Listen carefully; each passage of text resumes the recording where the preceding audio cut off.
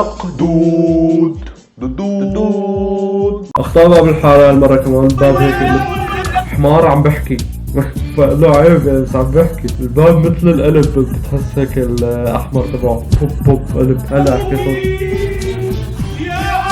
لحظة التمو بيفتح مثل الديناصور. ولا ليش وقف؟ شو انه شو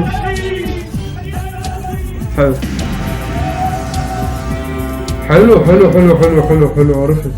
بعد بمشهد هلا لحظة خليكم مهديين. عم يعملوا هدي الحكي. ايه حلو انا عرفت.